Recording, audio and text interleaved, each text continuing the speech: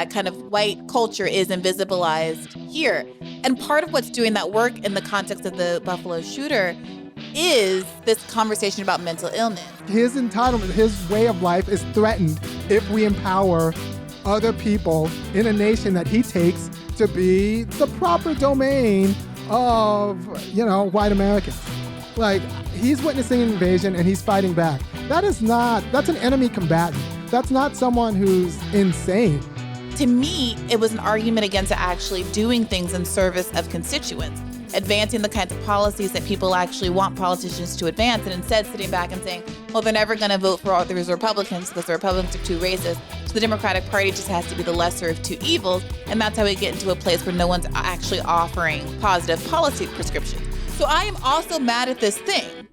All right, tonight I am joined by Irami Osei-Frimpong. He's been on the podcast before, is one of the people I most enjoy talking to because he doesn't mind getting in the weeds and saying and expressing thoughts, feelings, and opinions that are controversial. And we are in a controversial moment right now as the country is reeling in the aftermath of 2 shootings last weekend, both of which are identity motivated, only one of which is racially motivated, and we can unpack that a little bit later.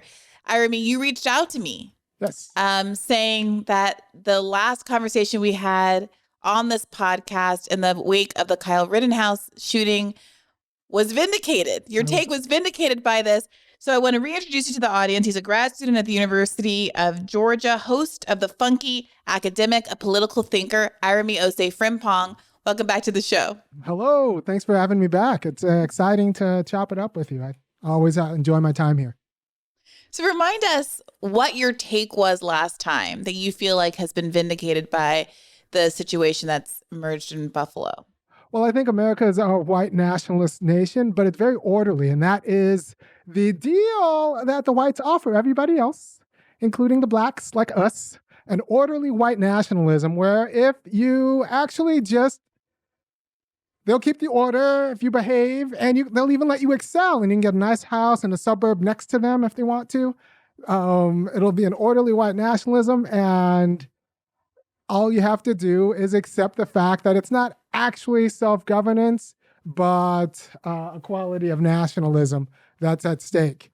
And that's acceptable to a lot of people, especially if they come from failed states or they don't really want to govern. They just kind of want to earn money, right? So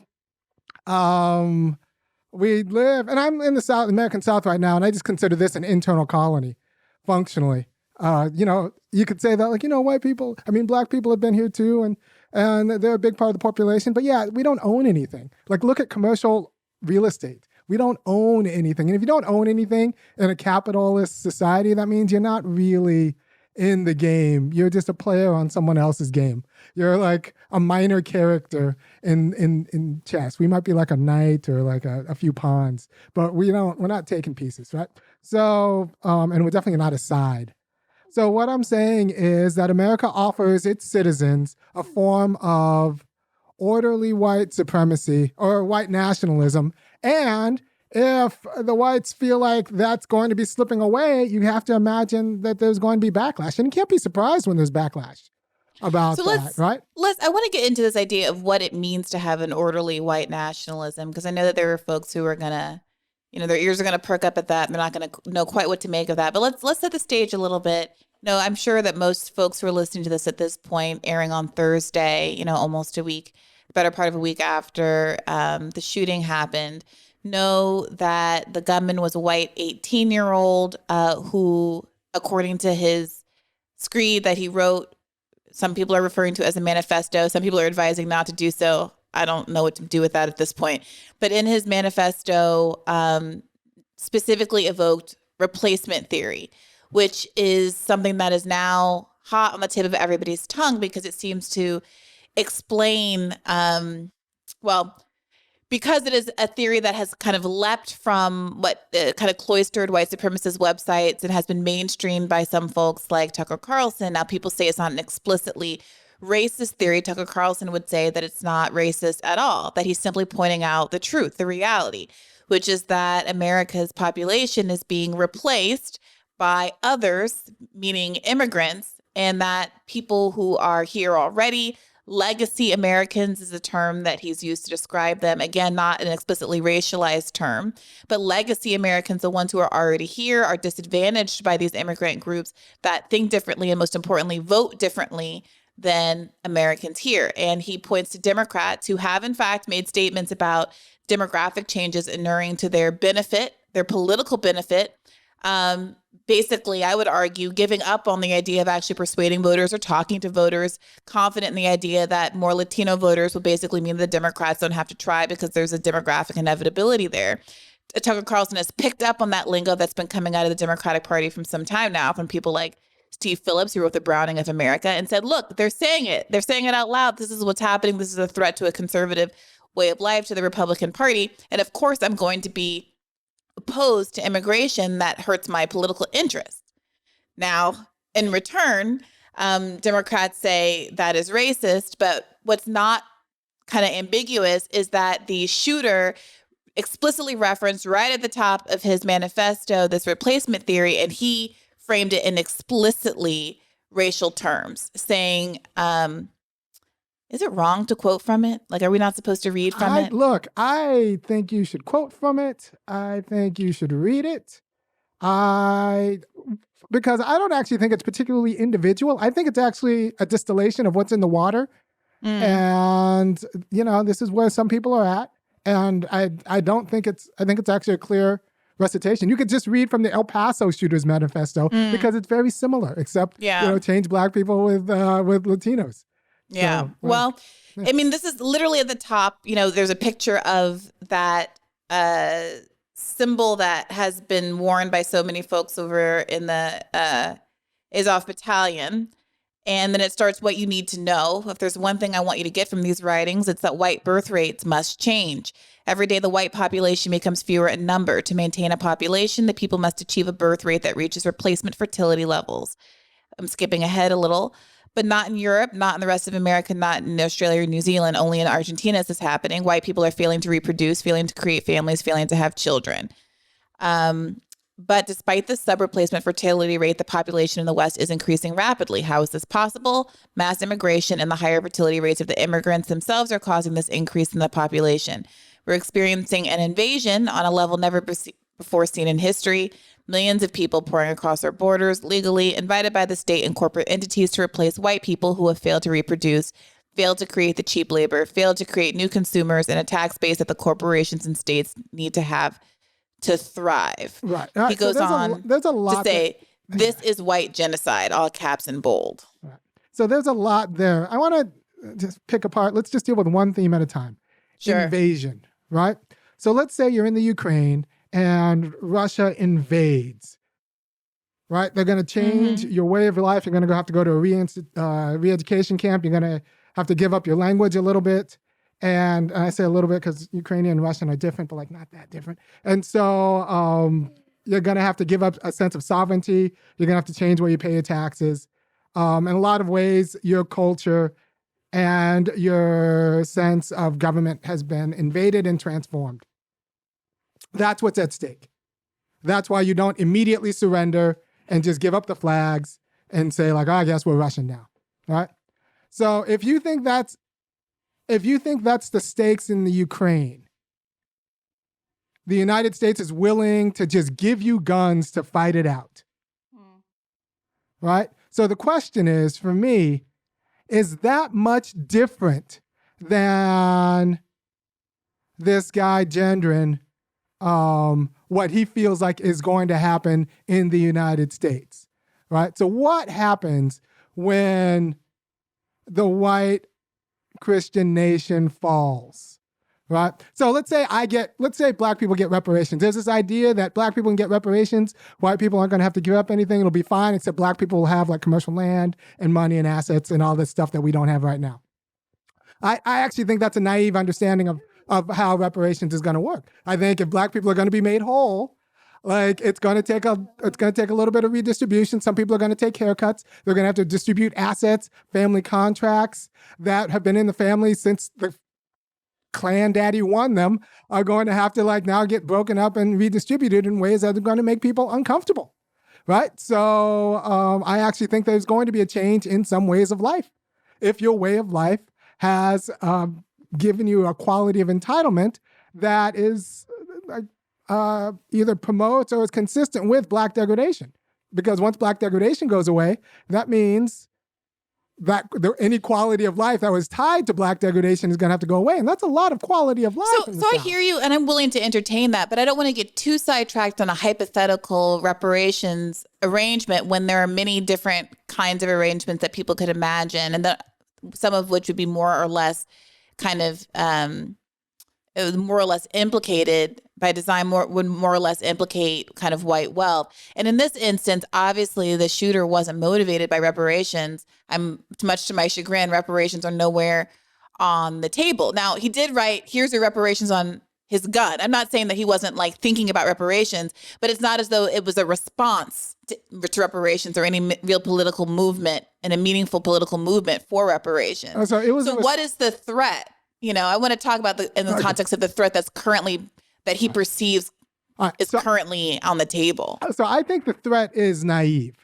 So there was this idea, and maybe you've heard it. I heard it like 30 years ago. Oh, America will be great in 2 generations. Everyone will be like, you know, light brown, and because of all the intermarriage, and racism will go away. And like, I thought that was kind of nonsense at the time. But if you don't want that, that would actually be threatening to your vision of America. Like, so. Joe Biden talking about interracial couples is the threat. What's up? Joe Biden talking about interracial commercials on TV is the perceived threat. Is the perceived threat? If the perceived, yeah, like there's this idea that the hierarchy is benign, or it like can go away, but people's quality of life and way of life stays the same. I'm not sure that's the case. But what's actually bad science about this is that it's institutionally false. You don't need a majority to rule things. If you have antecedent property rights and full cultural command, like hegemony over like the institutions of culture, you only need like, 25, 30% to keep control. I think in South Africa, you don't even need that much, right? So like, it's just bad political strategy. So it's like an artificial panic in multiple ways. One, because you shouldn't be panicked about justice. Two, even if you are worried about your kind of grift of injustice, a little bit like being a minority, if you have antecedent property rights and like control over cultural apparatus, you still get to run things. There are many Black places in the South that are run by white people who don't even live there because they still own like the land. Moreover, right? America is still 70% white. I mean, what always bugged me out. So I'm coming to this from a unique angle because I have been arguing for years. I just pulled up an article that I wrote in 2018 that really pushed back against folks like Stephen Phillips, who's an advisor at CAP and who wrote The Browning of America, and really pressed this narrative that the Democratic Party basically doesn't have to do anything but sit back and wait, and demographics are going to help them out. I push back against that, not because like Tucker Carlson or, if you don't want to attribute these views to Tucker Carlson and a number of other people, the shooter, not because I think that the browning of America is a problem, because I believe in, white racial hierarchies, but because to me, it was an argument against actually doing things in service of constituents, advancing the kinds of policies that people actually want politicians to advance, and instead sitting back and saying, well, they're never going to vote for all these Republicans because the Republicans are too racist. So the Democratic Party just has to be the lesser of two evils. And that's how we get into a place where no one's actually offering positive policy prescriptions. So I am also mad at this thing, but I find myself in this bizarro position where I have to concede that Tucker Carlson is right in identifying that this really is the Democratic Party's plan. Yeah. But the Democratic Party is having trouble pushing back against him because they've been saying it out loud for a long time. Yeah, I hate the demographics as destiny because it's not true. Not only is it lazy politics, it's not true because you don't understand how institutions work. Even if America, if there's a browning of America, doesn't mean they're all going to go Democrats. Right. Institutions make Americans. Yeah. Right? Not biology. Institutions make Americans. So people are going to come, they're going to participate in American institutions. And if you don't have institutional control or institutional narratives, or you don't worry about building institutions or swaying institutions, you'll just get darker colored Republicans. Here comes Ted Cruz. No, but yeah, you'll get Ted Cruz. I remember there was one moment where both Ted Cruz and Mario Rubio were talking about who hates Spanish immigrants more, Spanish-speaking immigrants more in Spanish, right? So, like, this idea that you don't have to do politics because, like, somehow, like, race will do the work for you is lazy, and it's institutionally, like, naive because institutions make Americans, right? So this is what I'm trying to work through, though, Irami. So if we understand that, right. And I think that Tucker Carlson is not a stupid person. No. I think on some level, he has to understand that. And to the extent that he does do populism on his show, and does, I would argue, potentially more than a lot of liberal commentators, call out corporate elites, call out militarism and interventionism, to the extent that he kind of gets how things work, or at least can nod sufficiently to how things work to get a kind of populist credibility. Right. He also knows that the institutions are making Americans, and yet he's persisting in adopting a kind of rhetoric, which, even though he cleanses it of any explicit racial terminology and opts instead for terms like legacy Americans, he is still doing that. Like, he's still choosing to take this great replacement theory that has its origins in these extremist white supremacist websites and clean it up for the mainstream. There are two things going on here. One, legacy Americans also means legacy American institutions, and legacy American institutions are racialized. So if you keep everything as is institutionally, like, that's not good for Black people. Like, that just calcifies the hierarchy. So, like, I'm not very comfortable with how easily he leans on the idea of legacy Americans, especially when it comes with legacy American way of life and legacy American institution and legacy American sensibilities, which haven't been consistent with racial justice and would have to actually be markedly changed in order to be. Right. Also, on its face, I mean, definitionally, what is a legacy American? I think that he would argue that it has to do with chronology as opposed to race, right? I'm not saying... I think he would argue that it have to be with a way of life and, like... Sure, but, lineage. how do you... legacy, what does it literally mean? I think... I tweeted this out and somebody pushed back and said, oh, well... I basically tweeted out, why aren't Black people legacy Americans? No one's been here longer than us. If anyone... obviously some Native Americans and some white people have. But when you look at the huge immigration wave that happened in the 40 years of, like, the last 20 years of the 19th century and the first 20 years of the 20th century, where 20 million European immigrants came to this country, compared to, the 12.5 million that were brought in the transatlantic slave trade to the Americas, if anyone got great replaced, there are a lot of Black Americans who can make that argument. He's talking about legacy Americana. He's not talking about, like, actual people. He's talking about legacy way of life. Right, but he gets... It's a nostalgia. I think he gets away... Like, I'm pushing this point not because I'm trying to, wedge Black Americans into legacy Americans for any kind of, like, benefit or to get a pat on the head by Tucker Carlson, but because I think that when you start to try to tease out what he means by these phrases and, like, challenge who has more entitlement, as it were, to this country, not that we should think of it that way, but to the extent that he does, who has been here longer, who has fought in more of its wars, who is more invested in it, who has had a bigger cultural impact, who can lay claim to other parts of the American legacy, I think you can start to chip away at this really neat job he's done at cleansing the rhetoric that is kind of white supremacist in origin of all of its racial valences. Right. I don't know if he has though. Who really buys that he's cleansed it?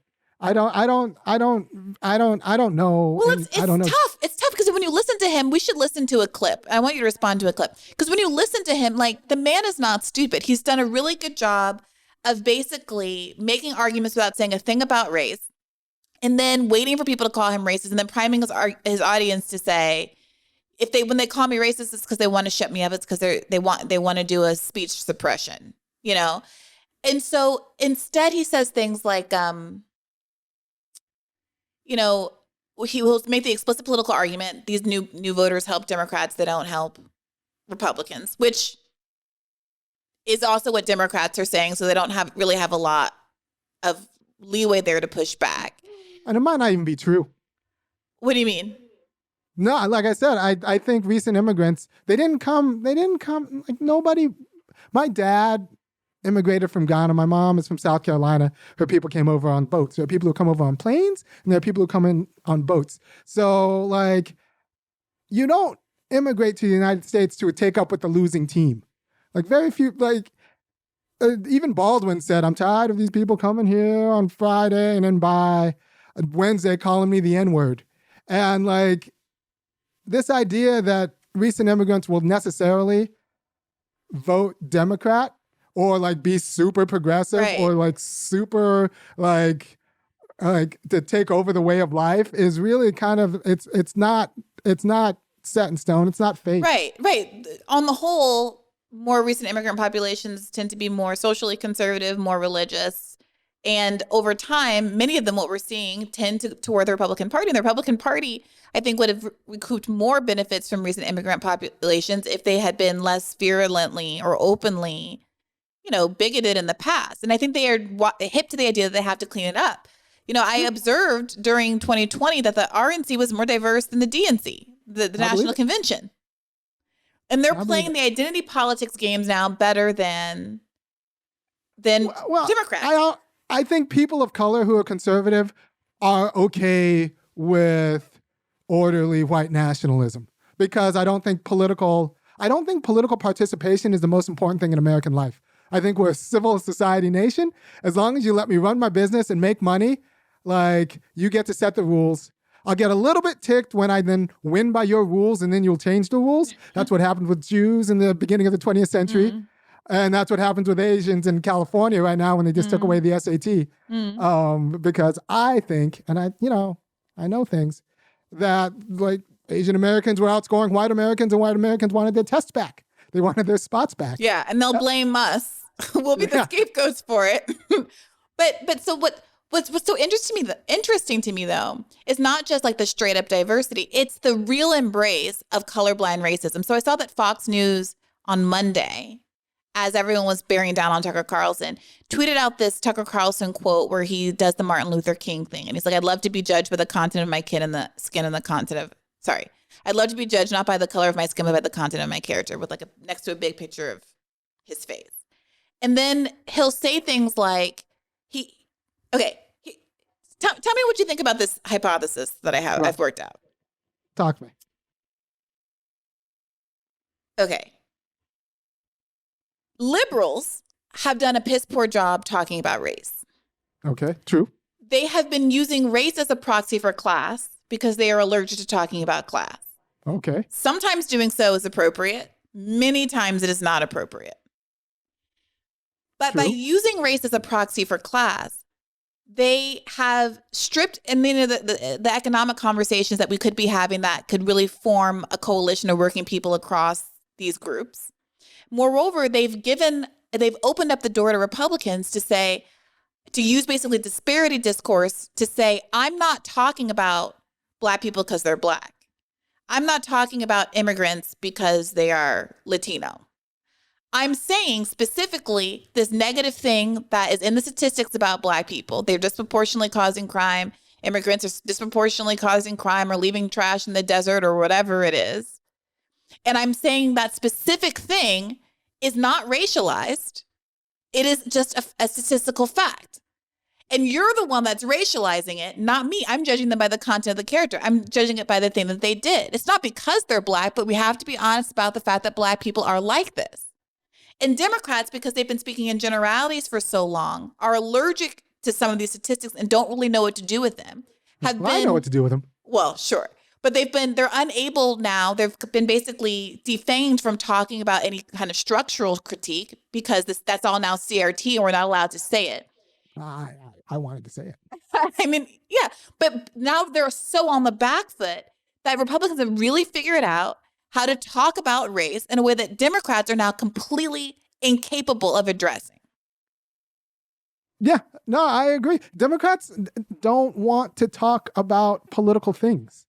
Like, this is why Democrats will try to run away from the CRT debate, but Ron DeSantis in Florida will say, like, all right, so I'm having an anti-communism day. We're just going to talk crap about all the communisms and make sure that everybody knows how bad communism is in every way, and I'm just going to put it in the curriculum.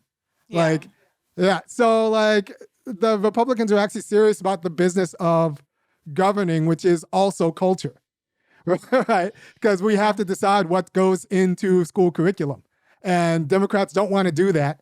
And Republicans have no problem doing that. That's why you have, like, a fight against all of these not particularly scientific theories that still find their way into on sex and biology that still find their way into public school curricula, or historical theories that aren't particularly representative of, like, the history, especially of the region. We tell people in Georgia that the founding father of Georgia, Gwinnett, didn't go up there to secure slavery, where it might not have been John Adams' issues, and it might not have been Washington's issue, and it might not have been Jefferson's issues, but it was sure Button Gwinnett's issue.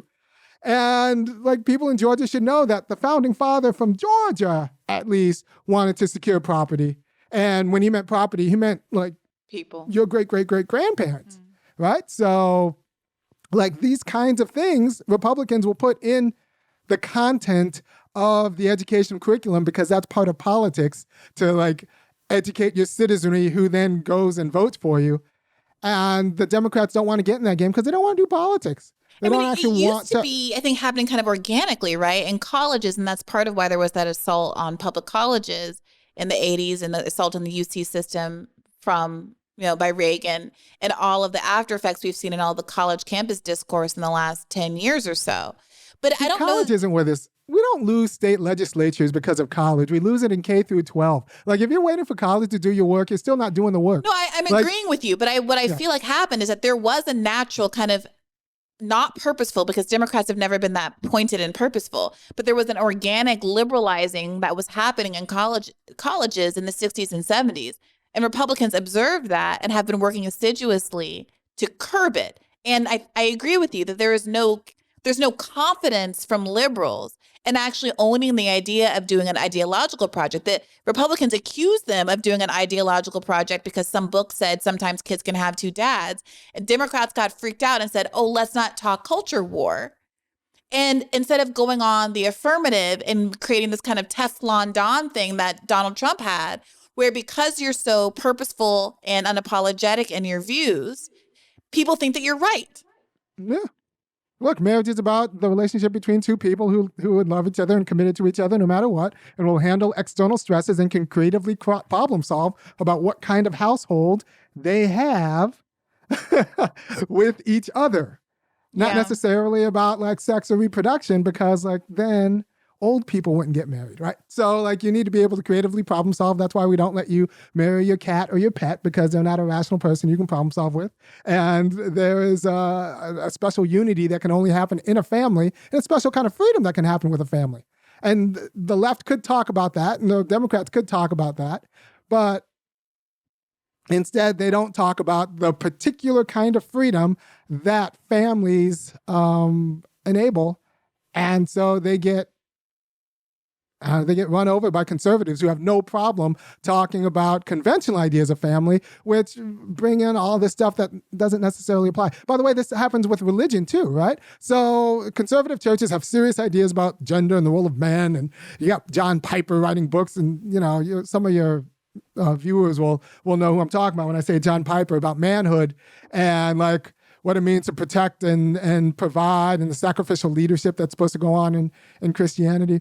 And liberal churches will just say, like, all of that's not true, but then not have any other positive content about what's special about project. Yeah.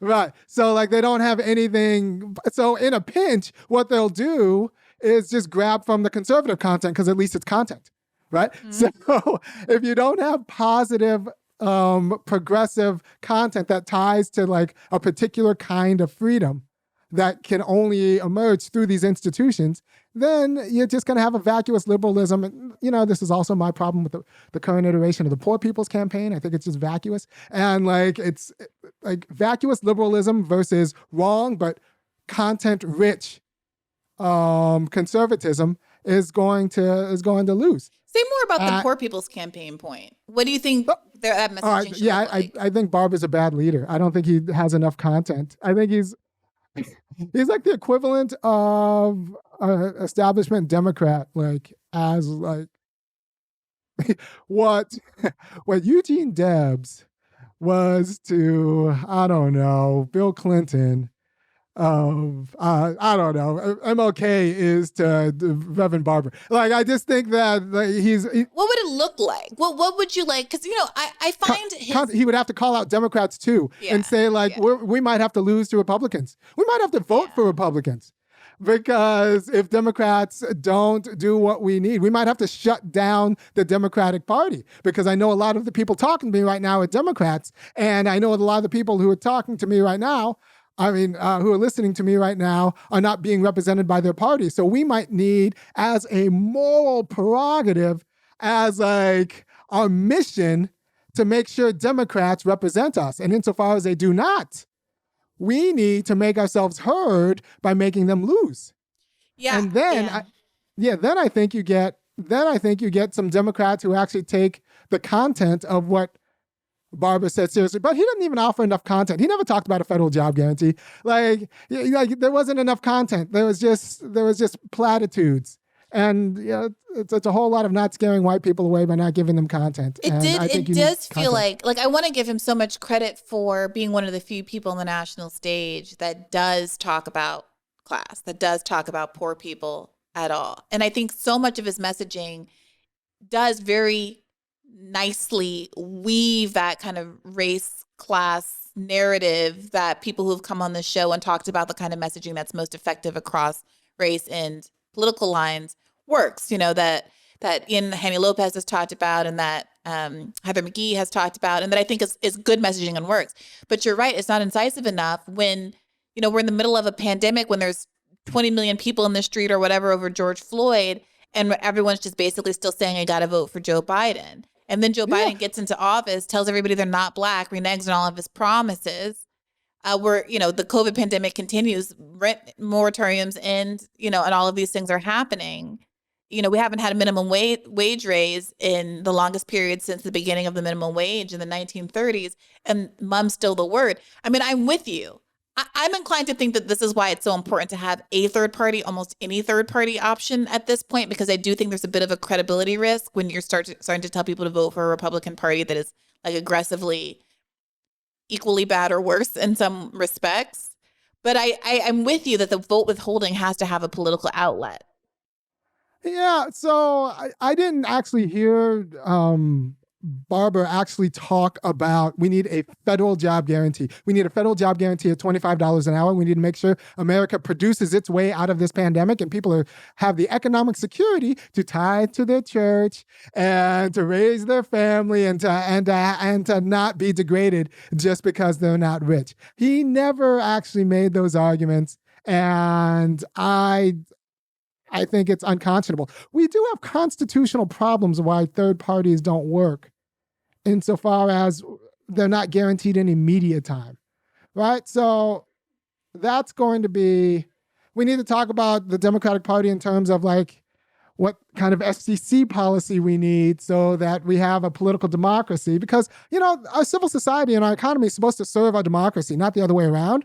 So we need to make sure that if our democracy is not being served by the duopoly, then we change like the infrastructure of our democratic institutions. Right, of course. And that's part of why I, for whatever is fault, I appreciate that Andrew Yang at least appreciates as some of for the priorities of the Forward Party to do that kind of election reform, to fight for ballot access, to fight for ranked choice voting, those kind of, eliminate some of the structural barriers, even if we ultimately might not agree with what the fundamental like political ideology of that party may or may not end up being. Who knows? But I want to go back to this point. Come back to the Buffalo shooting, because I'm struck by a couple of things. I'm struck by how many people, including some leftists I've observed, are eager to frame this as something other than a racial attack. And I think I understand that there is a reluctance to lay the blame at, say, Tucker Carlson as an individual, because there is a risk that someone like the guy who shot Steve Scalise at the baseball game because he liked Bernie Sanders, anybody can get tied with anybody, with anything, and no one wants to end up in that position, which I completely get. But even if Tucker Carlson has nothing to do with it, it's harder to imagine a more explicitly racial attack. This is a man who traveled 200 miles looking for Black people, Googled where did the Black people live, went there, went to a Black grocery store, tried first to see if he could do a Black elementary school, which is beyond craven, said, I think I'm not going to be able to get in there, and then wrote, here's your reparations on your gun, and shot dead 10 people. Right. So this idea that it's Tucker Carlson that did it, I think is naive, because it might have been on the Hill. I might have seen your segment. You might have been doing good journalism. Well, it became clear that what Tucker Carlson does is he has his people go through like hardcore right-wing websites and then find out what they're talking about and then grafts that into his shtick, right? So he's chasing clicks. He's not. So with Maddow, I got the sense that she was trying to create news with Russiagate and try to create the story. With Tucker, and I think with Fox News in general, they're just really good at finding out where America is and who's feeling left out and then amplifying them. And that's how you become the biggest, So like, I don't think Tucker is at fault here. I think he's he's an organ in many mutually reinforcing institutions that are worried about the Great Replacement. And you know what? They're worried about it because Democrats say that this is going to happen. But they assume that it's going to be interpreted the way they interpret it. That demographics is destiny, yay! And other people are looking at demographics of destiny. Is that possible? Yeah. And then say like no. And then if you call it destiny, that means that there's no politics in it. If it's destiny, right, that means I have to bring out the guns. Right. Yeah. Exactly. So yes, go. Yeah, you get it. No, I'm working. I mean, it will be out by the time anybody listens to this, but I'm working on a radar right now, which basically makes this case. And I don't obviously also want to say, it's Steve Phillips's fault and all of the Browning of America types' fault. But it's hard to, if I'm going to lay any blame at Tucker Carlson, I cannot ignore the extent to which Democrats have been kind of recklessly pushing this narrative. I think presuming preemptively that the country is more behind them in our kind of liberal racial project than they in fact are. I mean, the President of the United States really thinks that the presence of biracial people in TV commercials is an accurate augur of where the mood of the country is. And while certainly it is in some places, it is not broadly representative. So here's the deal with the demographics is destiny crowd. There are a lot of them, and most of them are like white. Right? So yes. The only people who think demographics are destiny are white people. And then the only people who are worried about the Great Replacement are white people. So like, this is an internal battle that's and we're paying the consequences. That we get killed for? Yes. Yes. But nobody actually asked you about how true any of this is. I mean, you were singing my song today. I've been arguing that all of these problems, so much of the bad narrativizing that has been happening among liberals and on the broad left, is because, I'm sorry, it's white people who don't have the best understanding of race or racism, who are talking very loudly. It's like that scene in Get Out. It's like that scene in Get Out in the beginning when old dude is driving with his white girlfriend to go to her parents' house and they get pulled over by the cops. And she decides to act all big and bad with the cops. Like, how dare you pull him over? You're doing a racism, da-da-da. And he's like, chill. Like, I'm not trying to get into it with the cops right now. Like, this isn't your fight. You don't understand what the risk profile is here, actually, honey. And that's what it feels like. It feels like all of these white people, well-meaning, have been like beating their chest and making these big claims and saying all this stuff when they're not the ones that are actually kind of have to deal with the implications of it. And they don't really understand the contours of what's going on here. So, I mean, I wrote this in an article, I think like years ago in response to Ta-Nehisi Coates' great first white president piece, that like you can't simultaneously argue that America is super racist and that if something's associated with blackness, the country's so anti-black, an original sin that no one's going to like it. And then also think that the only way forward is to brand everything as super black and force everybody to love it. Do you know what I mean? Like, I want everything to be loved and everyone to like want explicitly racialized policies and to just want to help each other out of the goodness of their heart. I would love that to happen. But there has to be some part of your brain that understands, like, if the country is as racist as you say. Some people like it that way. Right. Like, you can't sell all of your policies. You can't sell all of your advancements by wrapping it up and like, do this to help black people. Because there are people who, one, don't want to help black people. And then there are people who just like want to help themselves because they're in a struggle bus and are going to start to resent the idea that their entire political lens should be through helping someone else who's not their own family, which is not racist. But someone like Tucker Carlson gets a hold of that sentiment and that resentment and works it. And it works it sometimes into something that very much is racist. So here's the deal. I think it actually is a little bit racist, and I wish the Democrats were more honest about what it means to be an American and deal with America's problem. Right? So what we've done successfully, and Mercer Briahna argues this pretty well in her book. She argues it so, but I think it's there. In the middle chapter, in one of the middle chapters, the book is The Color of Wealth. It might be The Color of Money. By Mercer Briahna, she's a law professor at UCI. But what she argues is that what we had is an American problem. After the Civil War, like what to do with propertyless, stigmatized, millions of black people, what were we going to do with them? That was an American problem. But what we did was we made it a black problem. We consolidated the risk and we consolidated the degradation and made it a black problem and not America's problem. And then we made non-black people, we gave them a holiday from America's problem. And so they got used to their holiday from America's problem lifestyle. And they taught their kids that their kids deserve a holiday from America's problem lifestyle. And then now, depending on who you talk to, recent immigrants come over and they see the holiday from America's problem lifestyle, and that's a lifestyle they attain and they want. And at no point in time does that deal with America's problem. It still pretends that America's problem is a black problem. And if you're teaching that to your kids, if your church has grown up organically as understanding that as being part of the gospel, and it's going to be jarring to understand what it is to be an American and deal with America's problem. Well, can you talk about this holiday from America's problem? Because I think a lot of white people would argue that they haven't had a holiday from America's problem. And that part of why there's this resentment is this presumption from liberals that there is this mapping of race to class and that all black people and brown people are struggling and that all white people have it great. And all of the poor white people who comprise the majority of poor people in America sit around bristling in resentment because they see Barack Obama as the president of the United States of America and are told that we need to, help his children while I'm still struggling.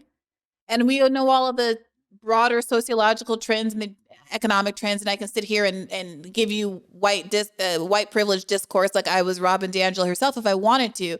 But I'm talking less about those kinds of things and the political experience that people are having of that kind of discourse, All right, so, we're not going to...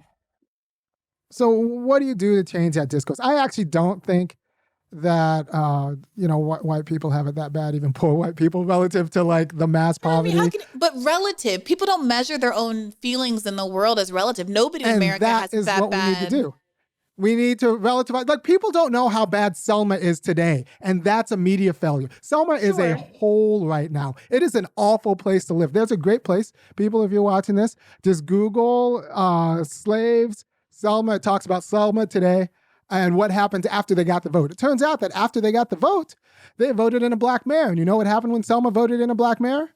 all of the factories left because they didn't want to take orders from a black political class. And so right now you have an entire degraded city, Selma, Alabama. You never see that. They don't talk about that every year when they go and march on the bridge. Selma is a horrible place to live. You do not want to live there. Well, we could also talk about Buffalo. I was thinking in the middle of all of this that so little of the conversation is about, I believe when India Walton was running, she described it as America's biggest poor city, or one of the biggest poor cities in America, right, with Cleveland and a couple of others. And it does seem to me that there's something to be said about the conditions that set the stage for this tragedy, that this was a predominantly black community where this was the only grocery store in a food desert that the community had to lobby really hard for to get in the first instance. It does seem to be the case that in some ways, the tragedy is the tragedy and should be foregrounded, but there are these other complex parts of it that I think really speak more viscerally to the broader experiences and make the story more relevant than just like the tragic loss of life that we're missing here. Well, Briahna, we're going to disagree about this, but like there is no black middle class neighborhood in America that's all true. Black. What? It's true. I don't disagree. That is true. Like I think there's that one zip code in Queens, which is the only zip code where black people out earn other people. And it's not like black people live around white people in numbers, right? So that means that everywhere that there are lots of black people, there's going to be abject poverty. Like you spent time in DC, or you're from DC? I live here now. You live here now. Like people talk about, Prince George's County, that's where all the real black money is. Except if you go anywhere else in the DC area and they say, don't go to Prince George County because there's no money there, right? So and I grew up, I didn't even know. I grew up in Baldwin Hills, Los Angeles, where apparently that's where all the black money is. My mom was a single nurse in Baldwin Hills.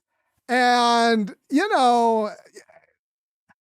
where there's white money, you don't find single nurses. We don't understand, or we don't admit that there is no black community money. We live in a capitalist society where black people don't own any commercial land. It's the Chris Rock sketch where he's like, I'm Chris Rock, and I live next to a white dentist. Dentist, right? So even the poor white guy has an uncle who's a dentist. Yeah.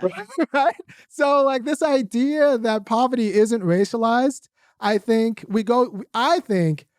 Joanne Reed, and sometimes, yes, even you go too far to disaggregate the way the United States made black people poor. Well, no. So I'm with you. I'm hearing you, Irami. And I would say this: what I'm doing is not trying to say that people are simplifying, or are over correlating race and class because I want to rehabilitate black folks or say, oh, we do have a middle class. Oh, we're not all poor, in this kind of sad, sort of embarrassed way that I agree with you. Some middle class black people do. What I'm trying to address is the way that some middle class and upper middle class black people derail important conversations about what the bulk of black people, and frankly, the bulk of Americans, are going through by refocusing black priorities around upper middle class black priorities. Yes. That is my project. So that is an okay project, but you're not going to convince them anything because that's how they became and stayed. Yeah, for sure. For sure. You're not going to convince them. And they don't have it, right? They don't have enough money. They don't have enough juice to get off their script. They don't have enough independence to get off their script because they're holding up an entire neighborhood of poor black people that they don't talk about. So you don't change them by going after them.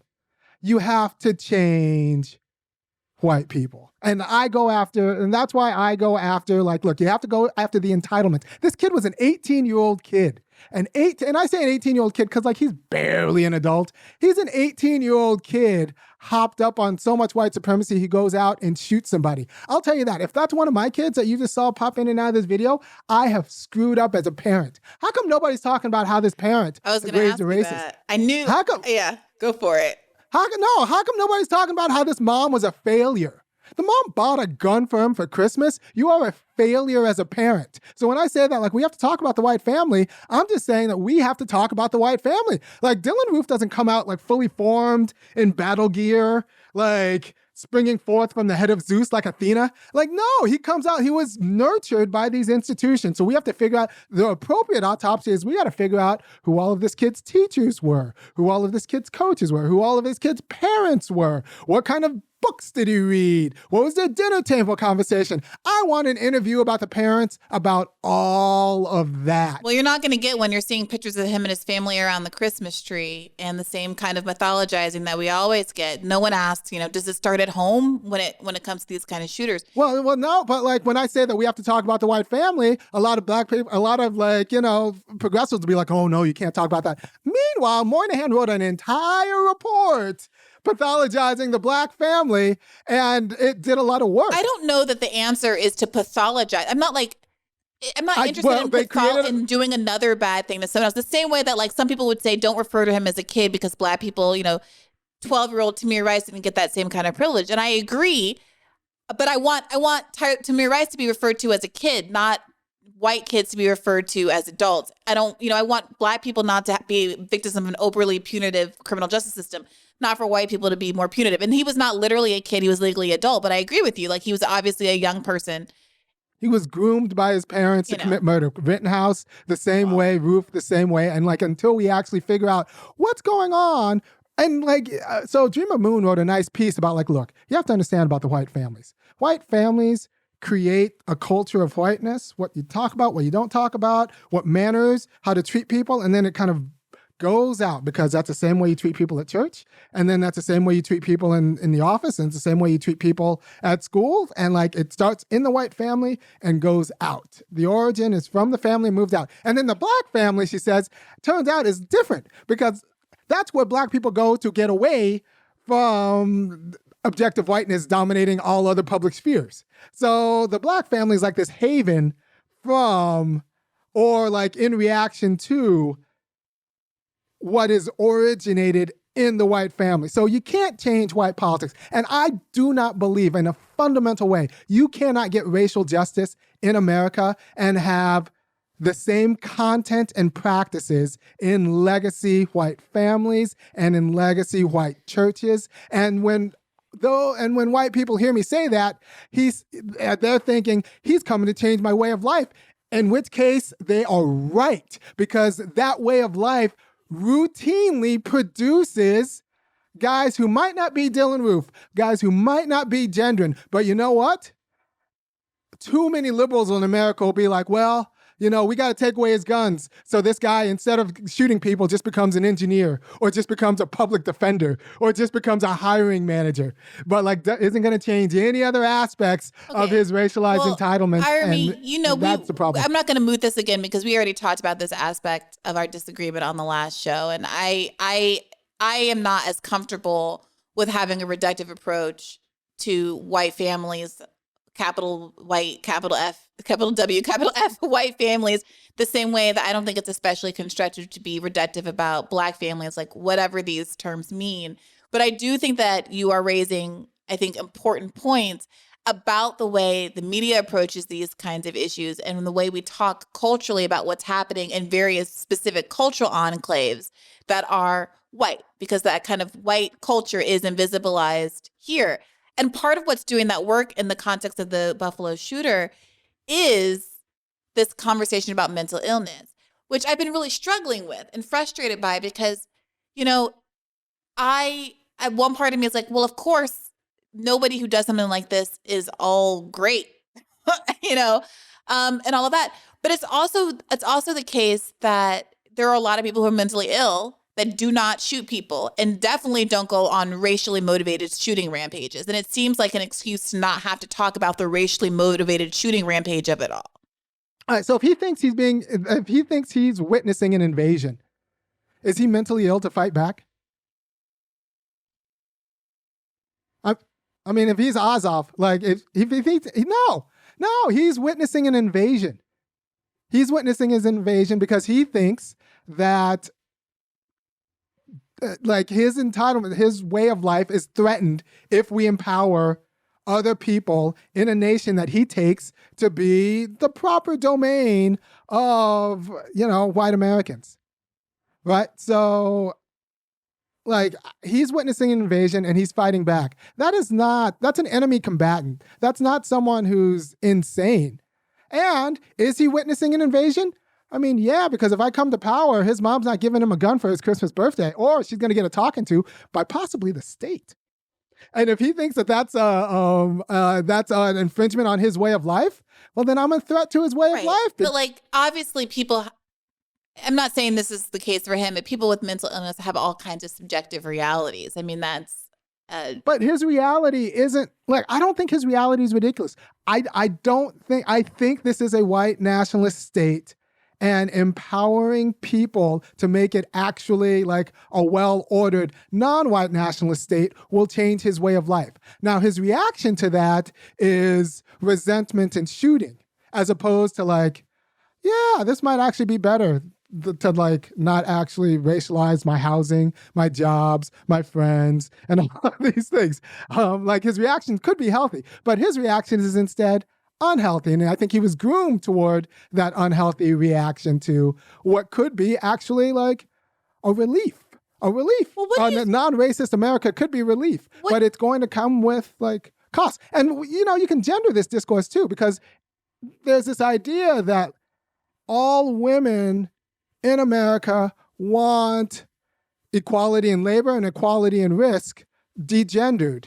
And that's common right up until you talk to like someone like Phyllis Schlafly or no small number of white women who like, I actually want the option to marry some guy who makes $110,000 a year and like take care of the house and have him work because I don't like working out there with like 10 bosses. I like just one boss at home. So like there's this idea that people don't hold on to these ways of life that we consider regressive, but they actually confer perks.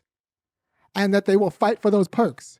And the people who fight for those and like deny those perks are confused when white women kill the ERA. And then the people who are, deny those perks are confused when a white guy will massacre. What's up? Or the abortion rights codification. Yeah, the order abortion rights. Like there was Nancy Maxwell's a great historian actually over at the University of Arkansas, and she wrote a book called The Long Southern Strategy. And she goes through arguments. White women care about abortion way more than white guys do. Just among the in the South, among the voting public. So like without white women being for abortion among the populace, we wouldn't have so much heat around the issue. But we don't want to talk about like, why are these white women doing this? Well, because like, I don't know, but you got to talk to them, but you can't pretend that like it's not women holding women hostage. It's other women. Because if it were up to black guys like me, or black guys, because there was a black judge in Mississippi who kind of saved everyone. So like black people might, black people might be pro-choice, but we're not to use the law to control women and criminalize them and doctors kind of pro-choice. Mm-hmm. You mean anti? Yeah, pro-life. Yeah. We might be pro-life, but we're not to use the law to like control women type of pro-life, because that's just not the way we do things. Yeah. And our relationship with the law, but like that kind of power play, that's white women. And until we actually talk about that and why they would do it, we don't understand that it might not be psychotic. It might just be... Okay. So again, I just am not... I do think that using certain kind of generalized language, even if I understand, or I think I understand what you mean, and even if there is parity with how Black people have been spoken about in the past, it's not my bag. So you think but he's I crazy? take your point. Well, no, in fact, I wanted to read you this. Again, I apologize if there's some rule where I'm not supposed to read this, but it's on the internet. All right, go. And it's like the second page, bottom of the first page, second page. About me. I was born June 20th, 2003, which makes me 18 years old as of writing this. I am the sole proprietor of the recent attempted mass shooting. I live in Southern Tier, New York all my life with both my parents and two brothers. I believe I am ethnically white since my parents' nationalities are from Northwestern Europe and Italy. I graduated high school with a Regents diploma with advanced designation and am currently enrolled in SUNY Broome with a major in engineering science. I would love to continue this, but there are bigger problems I'm more concerned with. I am not a war fighter, nor have I been enrolled in any military or tactical training, so excuse any mistakes I make during my attack. I was never diagnosed with a mental disability or disorder, and I believe to be perfectly sane. Recently, I took an MBTI test seen below. He's an INTJ. Yeah. Yeah. Yeah. I know many ridiculous people who sound more of it like this man does he sound mentally ill to you? That's what's so curious. I'm going to read the rest of this before I finish my radar for tomorrow. But it is curious to me that people have been really aggressively trying to downplay how interesting this is, saying that it's boring, that it's ramblings, da-da-da. I mean, it's grammatically a little messy and stuff, but like that's the average writing capacity of the average 18-year-old coming out of our American. It's not that bad. Right? Yeah. Like this just reads as like 18-year-olds from our less than ideal education system in America. Yeah, I look, this idea that like people who really believe in the white replacement theory must be like, so this is actually a good question for you.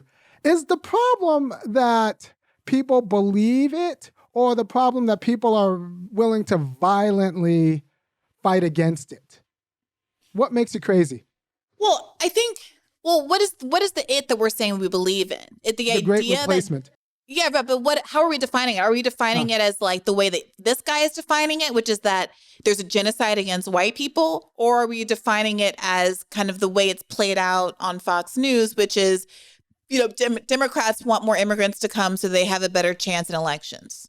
So that's interesting. Genocide against white people is kind of a phrase, is an interesting phrase because it's a genocide against cultural whiteness. So white people as we know them, yeah, that's going to go away. In a well-ordered world, like nobody has to kiss any white person's butt because that person is white. Well, that's not the world we live in today. Well, I don't know. Not the world. But what you were saying before about it, minorities, about being able to stay in power as a minority because of the institutional structures, I think is really real. And I also just really want to stress, America is 70% white. Like people look at these Latino numbers, but like if you count white Latinos as white, and politically it makes sense to do so because the voting patterns are more akin to how non-white Latinos vote, then we're talking 70. When you ask people like how white do you think America is, they're like 50%. Like because they've been reading all of this stuff about the browning of America for so long, they really think we're on the cusp. Like, no, man, like, this is what I'm saying. Like, people got too big in their britches, like, oh, we about to take over, when we're like 30% of the population, And so all these Democrats walking around like, I don't have to talk to white people. Like, I don't have to negotiate with white people. I need to convince white voters of anything. It's like, what country do you think you live in? You sound like an insane, you're like brown speck in the middle of Sweden. Like, wake up. Yeah, we got to deal with the whites. I have a problem because like I get kicked out of a lot of black nationalist circles because they're like, well, we can build our own without the whites. I'm like, the whites run the state government. Irami, why do you insist? Like, why do you insist on referring to them as the whites? The whites? Because I think they're a group, and they're a group that's. But Irami, you're being intentionally provocative.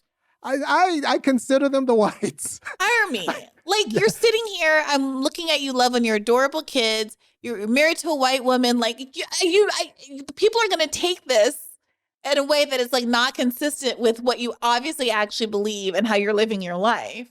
And I think it undermines, some important thinking that you're doing from some people who are going to be like, this guy sounds like a racist. And, do you not care at all about...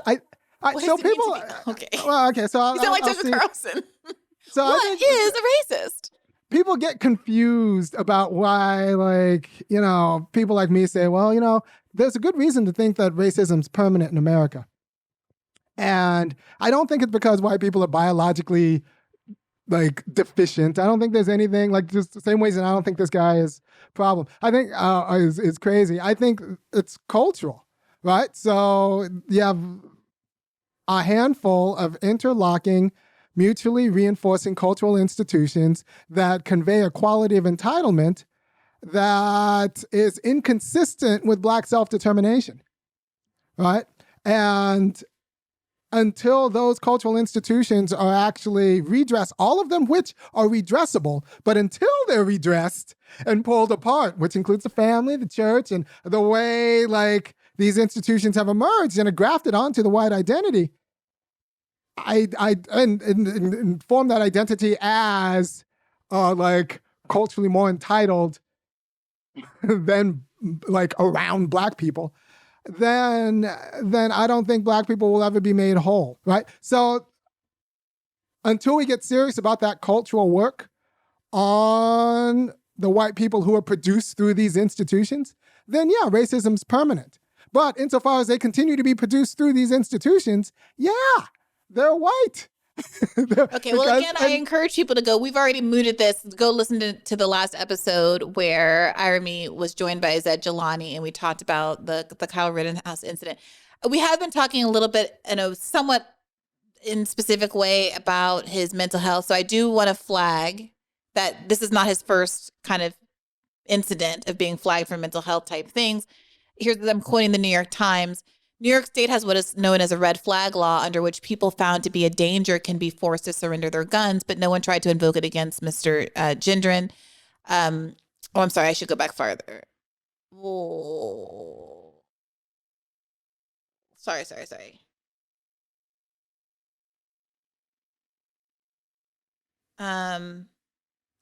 Here's how he's described. The episode came after what former classmates said was a pattern of increasingly bizarre behavior by Mr. Gendron. Two former classmates said he showed up to class in hazmat gear after pandemic restrictions were lifted in 2020. Quote, he wore the entire suit, boots, gloves, everything. Nathan Twitchell, 19, said as he stood on his porch in Binghamton, shaking his head, everyone was just staring at him. That was one of the few times students saw Mr. Gendron, said Cassandra Williams, another student at the high school. Miss Williams, 19, said Mr. Gendron favored online coursework even as his classmates returned to campus. He was always very quiet and never much said anything, said Miss Williams, who added that Mr. Gendron was book smart but had grown more reclusive over the years since she met him in elementary school. We were just so shocked we can't even wrap our heads around it, she said. Apparently, sorry, I'm skipping ahead. He just wasn't that social, Mr. Gardner said. I knew he had an interest in guns, but where we grew up wasn't that uncommon. That's just the kind of thing in rural New York. People like guns. There was an incident with a animal, I think a cat being killed. You know, and okay, here we go. Under New York State's red flag law enacted in 2019, anyone who believes that someone may be a threat to themselves or others can ask the judge to issue an extreme risk protection order that prevents the person from purchasing or possessing a firearm. The law is not used often. Law enforcement official who had been briefed on the school project said that in New York, there are hundreds of school threats called in each year, and that in each case, authorities interviewed the students and their parents to determine whether the students have access to actual guns. The authorities then try to make a reasoned call. In any case, Mr. Gendron was not on any red flag list when he entered the Vintage Firearms in Endicott in New York and bought the rifle he used in the shooting. So it basically gives a play-by-play of some incidents that flagged for people that he was unusual. He's unusual. You know, and I've heard a lot of people saying like he was like the classic kid that everyone thinks is going to shoot up the joint, which is not necessarily the impression that I get. But I just want to say that I'm not opining on, you know, whether or not he was mentally ill, but really just saying that even if he were, I don't think that precludes the conversation about why he chose to manifest it in this very specific politicized and racialized manner. Right. And I don't think it's an accident. Like unusualness can be manifested in all sorts of ways. Yet this unusualness was manifested in killing Black people. And Dylan Roof's unusualness was manifested, and the guy from El Paso's unusualness was manifested in this way. So, like, there are other instances. I mean, there are other institutional factors at play. Like, so Kathleen Belo, a historian over at the University of Chicago, wrote a book, and, you know, her thesis is these lone wolves, this idea of a lone wolf terrorist who's just out of the pack, that's part of the strategy. That's part of the strategy. What we're witnessing is a movement. and it's a movement. And I don't think, like, I grew up around white nationalists. Like, I went to high school. They were like white pride folks. Well, we just have pride in our whiteness. But like, it was the same. It was the same. They just weren't murderous about them. They just weren't murderous about it. But there was the same sort of rhetoric. And this great replacement rhetoric, you talk to people who go to Christian churches in the South, they hear it a lot, right? So the rhetoric and the threat, so there's a way in which the ideological backing is actually very common and we need to deal with. It doesn't move everyone to violence, but I don't know. There's a way in which it makes sense that it would move people to violence, right? Not everyone fought in the Revolutionary War, right? Like, not everyone is moved to violence by things. Not everyone in Ukraine wants to, like, necessarily fight against the Russians. I think a good amount of people would rather just say, like, all right, I'll learn Russian and, like, let me keep my family here and I don't want them to bomb my town, right?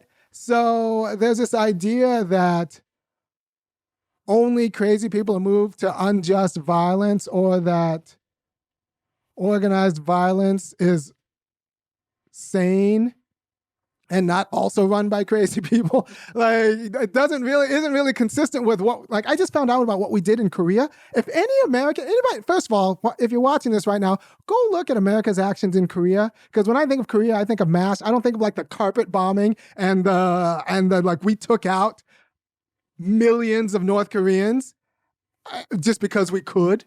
And I find our casualness with violence that's in our culture stunning.